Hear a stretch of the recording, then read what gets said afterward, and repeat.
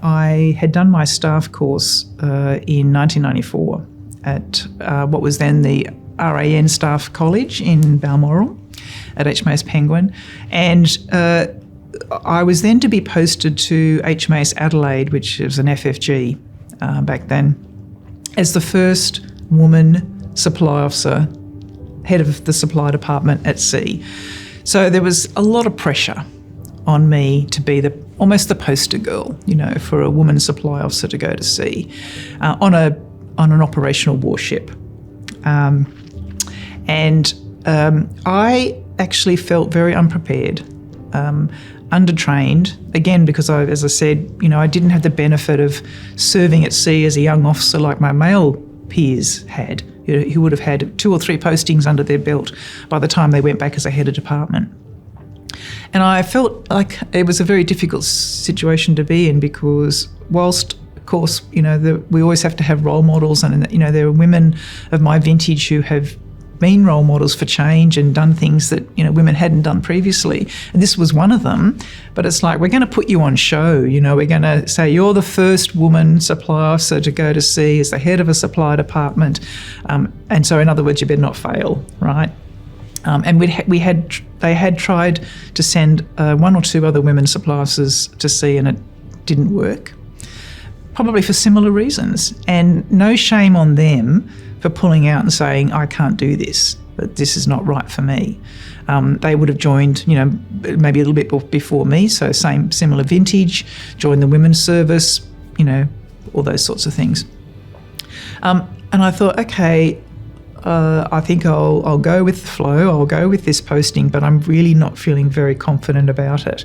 And I joined the ship, and I'm not ashamed to tell people this story, because I think it's a story of learning and growth. But I joined the ship feeling that I was unprepared, and that Navy was, showcasing this, throwing me to the wolves, basically. And unlike the expectations would have on a male officer of the same rank and vintage and role, there was much greater expectations about, or hope that I would be the poster girl for this kind of change. So I joined the ship, and we were going to be at sea for the week of the handover, and we were doing some exercise off the east coast of New South Wales. So it was pretty rocky weather, and the ship was tossing and turning. And I was accommodated down in the petty officers' mess, in the I don't know if you've seen the bunks that sailors sleep in on ships, and every day I'd sit up and hit my head on the bunker on the top of me. And I know the sailors get used to it, but it was just something that was obviously not very familiar for me. And just sort of trying to get into the swing of the operational pace of the tempo of the ship, to understand what the requirements were for the senior logistics officer. Like I said, not just for logistics, but for the helo control duties and the NBCD duties and so on. And I got to the end of the week, and I thought, I'm very confident as a logistics officer. I know my stuff. I've been doing it for 15 years. But I wasn't very confident about the other roles that I was expected to perform. And what I didn't want to do was fail, because that would then again add fuel to the arguments that women shouldn't be serving on ships. For no reason other than, of course, it was a difficult environment for women to move into, not only because they were taking up roles that they hadn't done previously, but because they were working in very, very close confines with men who didn't want them there. And that's different to a land base where at least you can go home, but on a ship you can't, and you can't get away from it. So I went to the commanding officer, who was a wonderful, caring, compassionate man, who has since retired as an admiral, of course. And I said to him, look, I just don't think I can do this. It was coming into Christmas. The ship was going to be deploying on a sea concentration period for about 6 weeks after Christmas leave up north. It wasn't going to be in a position to change people in or out during that time. And so I said to him, I don't think this is right for me, and I don't want to let you down by falling over. So I would like you to organise to get someone else to replace me, knowing that it would be another man, of course, because there were no other qualified women supply officers to take my spot. And he fully supported me. There was no questions asked. He didn't try to humiliate me. He didn't try to make me feel bad. He fully understood, and he took all the necessary steps to have me posted off, and he got a replacement, and the ship went on its merry way and did what it had to do. For myself, I then had to face a barrage of senior people who were very disappointed that I'd taken that step. And I tried to explain to them that it wasn't because I had joined the RANS rather than the RAN, that I felt that I had a ticket out of sea service. It was not like that at all. I wanted to do it. I wanted to do it so I could get promoted. I wanted to do it so that I could get some credibility. And really that's what all these things are about, right, is credibility with your peers and your colleagues and your juniors and your senior people. I wanted to do it, but I didn't want to do it and fall over, put the ship at risk, ruin my reputation and, all those sorts of things. And I stood my ground. And I have to say it was a decision that I've never regretted. And I think it's always important that if you make decisions about things that you don't regret them. And so even though I had to sort of continually explain why I had taken this step and why it was important for me to step down from this role, there was constant criticism of the fact that I'd done it. So I thought, okay, well, I've got broad shoulders, I'll live with it, no problem. So I was actually sent on a posting to Canberra.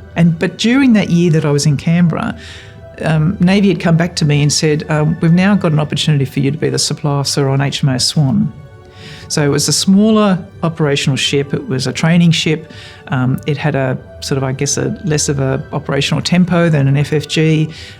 I felt that was probably an environment that might be a bit more conducive to supporting me in this role, or supporting a woman officer in this role for the first time.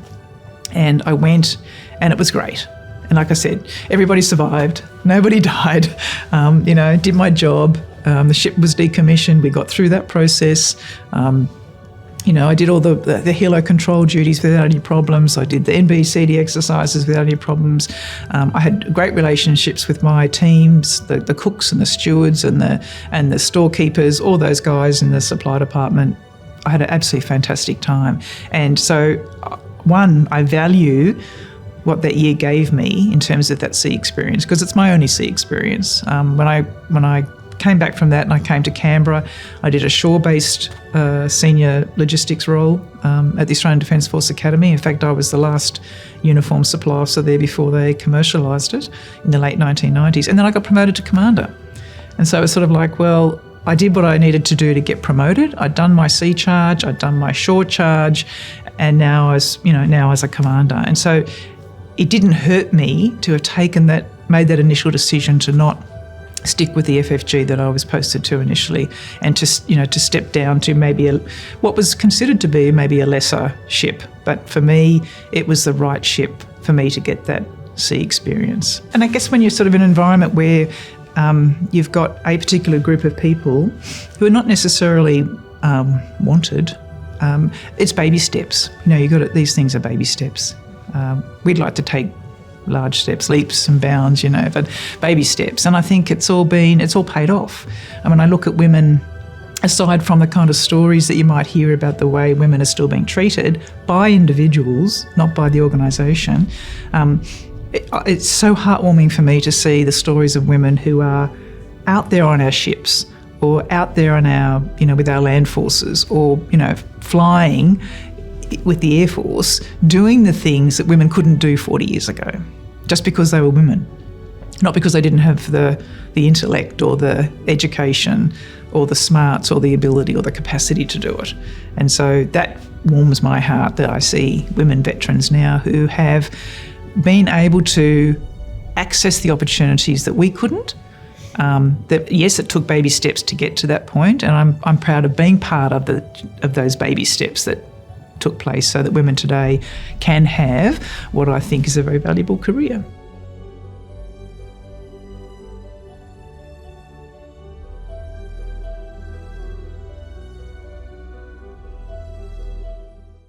I don't know whether it was just because I was, in the Navy at a time when, particularly from about the mid-1990s, it was starting to go through some significant cultural reform and change, that it enabled me to essentially have two careers. So my first one, maybe for the first 20 years, was as a logistics officer. So apart from the fact that I couldn't go to sea until, year 15 in the mid-90s, I did, shore jobs that were consistent with any logistics officer, and male or female. And I did that for, I'm going to say 10 years, but pretty much staying within the Nowra, Jervis Bay, Canberra area, which was not necessarily a preference, but I was quite happy to sort of be in that kind of location. They were just standard supply jobs, and the sort of jobs that I would have to do in order to be prepared to be the head of a supply department at sea or on a shore base. So doing the same sort of career path that a male supply officer would as well. So nothing really to talk about there, except for the fact that I had a great opportunity when I was a lieutenant, and I was posted to HMAS Narimba in Quakers Hill in Sydney in the late 1980s. And at that stage, Narimba, which has long since been decommissioned and is now an education precinct for the New South Wales government, was actually where we trained our technical apprentices. So where young men, firstly, and then later women, would come join the Navy and for 2 years do their apprenticeship. So they might be sort of 16, 17 years of age, come in and do their technical apprenticeship. So either in sort of electrical or engineering, marine engineering roles. And I was there originally out of a category posting because they didn't have a supply job there for me, and I'd just gotten married. My husband was in the Air Force and he was located in Richmond, Sydney. And so I asked to go to Narimba because it was about 20 minutes up the road and quite handy. So I worked in the marine engineering department actually for 2 years as a training development officer. That was as a young lieutenant in my late 20s. That was an awesome experience because I got to manage a bunch of marine and electrical engineering sailors, who were kind of different to cooks and stewards and writers and sort of other supply folk. Got to work in a training role, so learning something outside my normal employment category, learning new skills.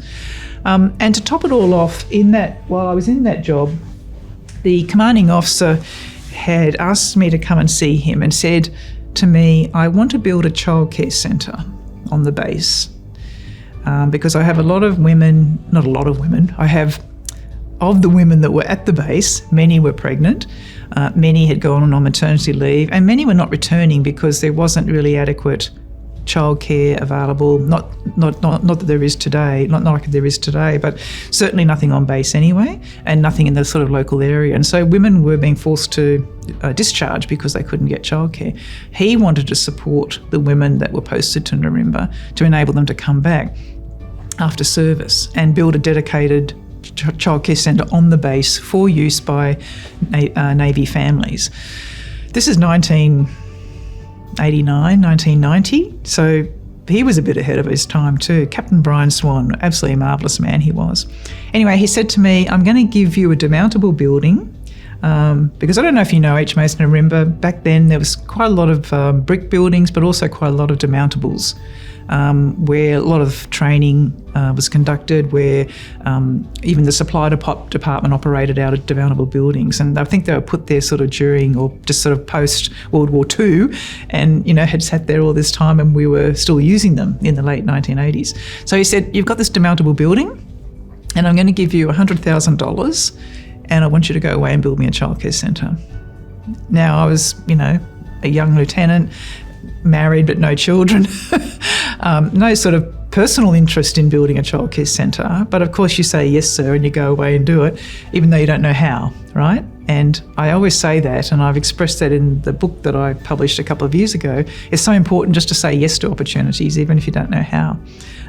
And I spent a year literally building a childcare centre from everything from getting the sort of essentially New South Wales council approval, for the structure, for what the modifications that were needed, the design getting drawn up by an architect, right through to the colour of the paint on the walls, the toys that we had to purchase for the babies, appointing finding the staff, setting up the association to run the committee to run the childcare centre, did everything and everything in between.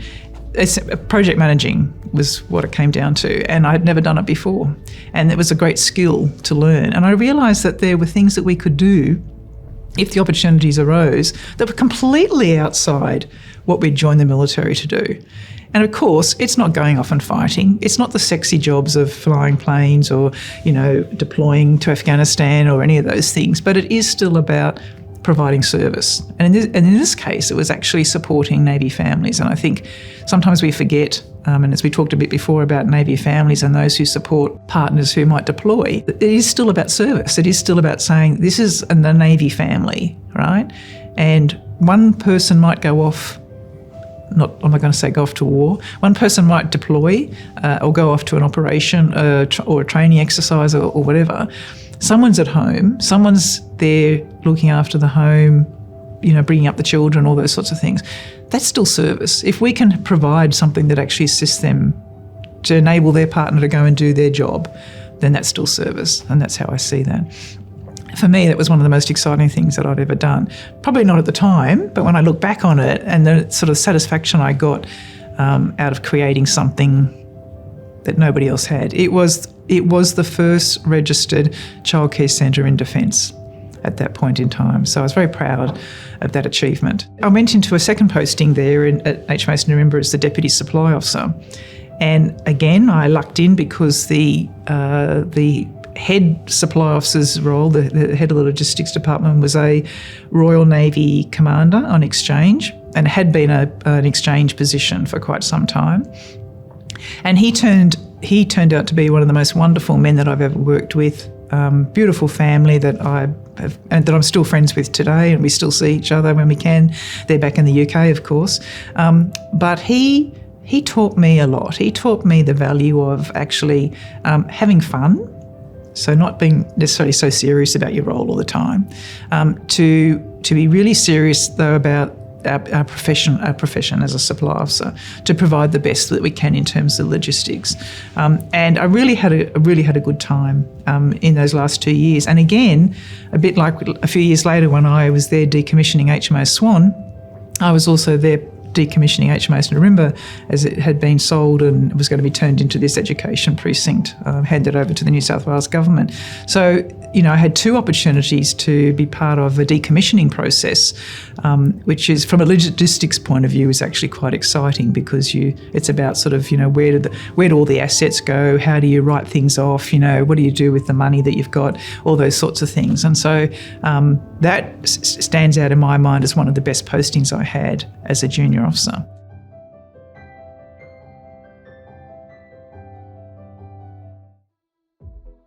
I went from there to do my staff course at the RAN Staff College, as I said, at Balmoral at HMAS Penguin. And I have to caveat this by saying that when I joined the Navy, women were not permitted to do degrees like they are now. So we have the Australian Defence Force Academy, which opened in about 1986, was the first time that women were offered the opportunity to do degree studies as a military officer. And so when I joined, I didn't have a degree because I joined straight from school. There was no opportunity for me in the 80s to do a degree. And yet here I was at doing my staff course, which was a pretty much an intensive 6-month course of military studies. For the first time, really, writing essays, doing academic research, which wasn't easy, by the way, because I think the internet had only just started by then, so it was still a matter of borrowing books from the library and all those sorts of things. But and I actually surprised myself in terms of my what I achieved. There was myself. I was 2 women on the course. Again, story of my career, being one of only a very small handful of women in any one place or any one time. So in this staff course, our group was about 40 and there was only 2 women. And yet those 2 women were 2 of the prize holders at the end of the course, and 2 of the 4 who got the highest marks on their major essay for the course itself. And as you can imagine, there wasn't some very not so pleasant comments abounded about how or why we achieved those marks or whatever, but I won't go into that. But what it did for me was it actually kind of lit a bit of a flame, because up to that point I'd never really thought about doing any sort of academic studies. And I didn't know that I had the capacity to do it, but I realised I did. And that's also where I realised that I loved writing. And that's something that's actually come through in a lot of the work that I've done since then, and also in my second career in international development. And having just completed my Masters of International Development and waiting now to hear about a scholarship for a PhD, I've kind of almost come full circle in terms of academic studies. And as I said, not something that I realised that I had the capacity for before that time. Again, that's another kind of landmark, I guess, in my career that stands out for me as something that, as I said, lit the flame. It kind of just was something there that not necessarily related to my employment, not necessarily related to my job as a supply officer, but related to my role as a Navy officer, and one in which I thought I had done really, really well. And to be honest, there were many times like that where I thought, you know what, I'm going to stick it to you, men. Seriously, the 2 women on the course have done better than most of you. And I see it time and time again where women have excelled. And back in those days, you can imagine that men didn't really take to that too kindly. Now, of course, I'm sure they do. But so I did the staff course. And then, of course, I had that the posting to HMAS Adelaide, which I then declined, went to Canberra for a year, and then had the posting to HMAS Swan, which again was one of those kind of like landmark opportunities in my career. I came back from that to Canberra and was the head of the supply department at the Australian Defence Force Academy. That was a very interesting role too, for 2 reasons. One, because as a senior officer at the academy, I was asked to teach leadership to the ADFA cadets. Again, something that I would never have thought that I would do outside of my kind of role as a logistics officer, but something I thought, well, actually, why not? Why not be in a position to start to help shape the minds of the young officers that were coming through who are going to be the future leaders. Now, I don't know personally if I had any influence or, enabled any change in some of the young people that I encountered, but I felt it was a really great opportunity for me to give in a way that I hadn't, that I wasn't doing as a supply officer. So again, that's sort of that notion of service, I think, it shows itself up in many ways. And it's not just about going off and fighting for your country anymore. It is about what you do here that enables the military to be as effective as it possibly can when it does go off and fight at war. So shaping the minds of young leaders is a really important part of their growth, as well as the Navy's growth or the Air Force's growth or the Army's growth. Shaping the right leaders and shaping the leaders the right way, I think, is really important. I went from there to a couple of postings sort of just in Canberra doing other kind of logistics roles. And then I worked also for a few years in a cell that looked after members' redresses of grievance. And I loved that role. So I don't know if you've heard of the term redress of grievance, if someone has brought it up for you before, but essentially it still exists today, but it's a process by which a member can complain about a decision, an administrative decision that's been made about them. So it could be, for example, a decision to discharge them for whatever reason, and it might have been they might have a conviction or something, and so they've been administratively discharged. And they can then submit a complaint to say, well, I don't feel I should be discharged. It's a pretty lengthy process, and ultimately it can go to the service, eventually through some levels up to the service chief. And there's a group of people behind that who do the investigations, and I was one of those. So I was sort of the head Navy investigator. I'd look at Navy members' complaints and create, write up briefs for Chief of Navy to say whether or not the members' complaints should be upheld or not upheld. And again, outside my employment category, nothing to do with my role or what I've been trained for, but an opportunity to make a difference in the lives of people. And there were some very genuine complaints about mistreatment or due process not being applied in relation to the management of annual performance reports or anything, where in some way in which they had been disadvantaged through no fault of their own.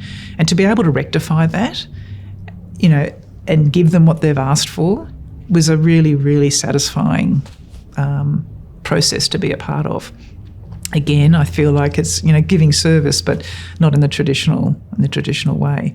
And then from there, I actually decided to take a transfer to the reserves. My oldest daughter, I had 2 daughters by this stage, and I was a single mum, so I was struggling through all these postings, managing them as well as wanting to obviously stay and keep my career.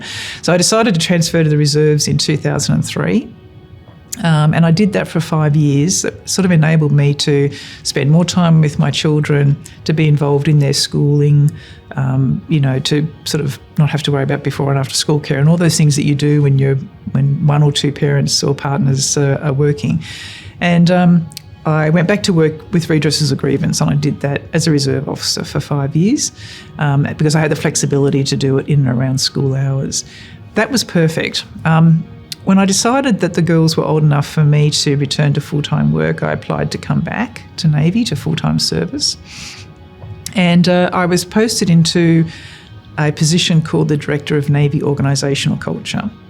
Now, I missed a step because actually just before the reserve service, I was posted to the same position. It had been newly created, and it was the first of many inaugural positions that I held from that time on that were created actually just for me to do something.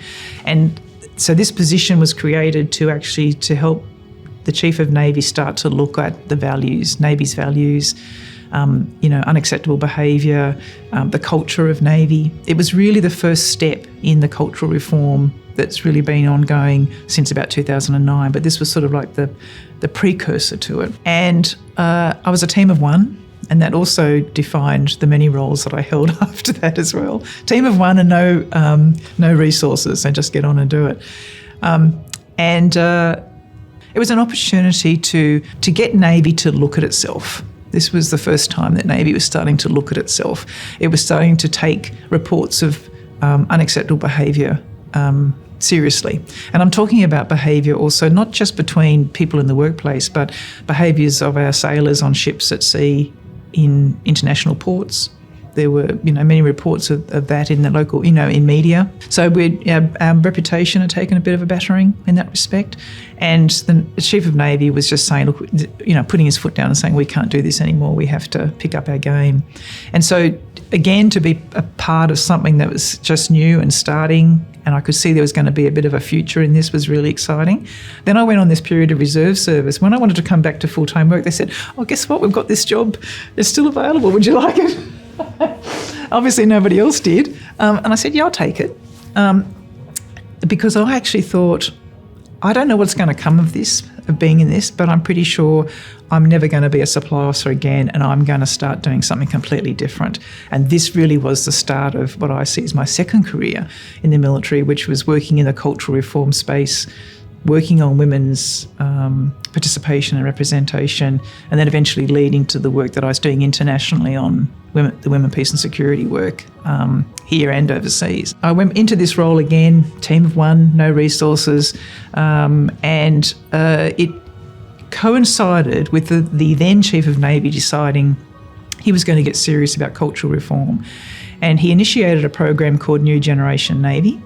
He put millions, literally millions of dollars behind it, engaged a top-notch consulting firm to work with a select group of Navy people, of which I was one, to look at the way Navy was training its leaders, to look at the way Navy was treating its people, to look at the way Navy was actually adhering to its values. Was it even doing that?